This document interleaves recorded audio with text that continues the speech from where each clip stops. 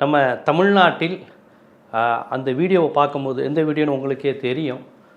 அந்த அரக்கோணம் ரயில்வே ஸ்டேஷனில் அந்த ட்ரெயினில் வந்துக்கிட்டு இருந்த அந்த மகாராஷ்டிராவா ஒரிசாவான்னு தெரியல, அந்த சுரஜ் அப்படிங்கிற அந்த இளைஞர், சுரஜ் அப்படிங்கிறாங்க.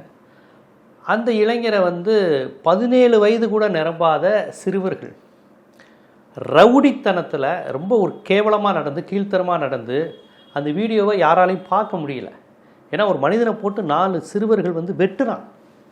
அந்த பசங்க கத்தி வச்சு வெட்டுறான்.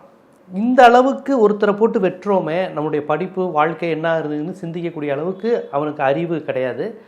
அவன் அந்த இடத்தில் அவன் கஞ்சா அருந்திருக்கிறான், கஞ்சா சாப்பிட்ருக்கான் அப்படிங்கிற தகவலும் வருது. இதை நம்ம எப்படி புரிந்து கொள்வது? இது என்ன பொறுப்பு? இதுக்கு யாரெல்லாம் பொறுப்பேற்பது? கஞ்சா அவனுக்கு எங்கேருந்து கிடைக்கிது? முதல்ல கத்தியை எடுக்கணும், கத்தி எடுத்தால் தான் ஹீரோயிஸுங்கிற மனநிலை எங்கேருந்து அந்த சிறுவனுக்கு 17 வயது படிக்கிற பையனுக்கு எங்கேருந்து வந்தது? ஒரு ரயில்வே ஸ்டேஷனில் கத்தியோடு போகிறானா? கத்தியோடு போகிற அளவுக்கு அவனை அங்கே அலோவ் பண்ணுறாங்களா? எங்கே நம்ம கோட்டை விட்டு கத்தியோடு எப்படி 4-5 ஸ்கூல் பசங்க கையில் இப்படி ஆயுதங்களை வைத்துக்கொண்டு, இது எப்படி சட்டப்படியே தப்பாச்சே? யாருமே ஒருத்தர் கொலை செய்யக்கூடிய ஆயுதத்தை எடுத்துக்கிட்டுலாம் பயணிக்க முடியாதுங்க, பேருந்துலையோ ட்ரெயின்லையோ. இவங்க எப்படி கத்தி எடுத்துகிட்டு போனானுங்க?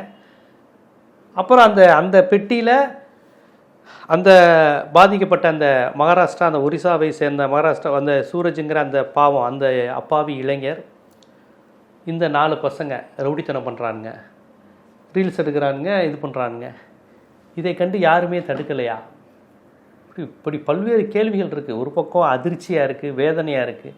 இன்னொரு பக்கம் ரொம்ப குழப்பமாக இருக்குது. என்ன தானே நடக்குது? அது எப்படா இப்படியெல்லாம் தமிழ்நாட்டில் ஒரு பட்டப்பகல் அப்படி நடக்கும்?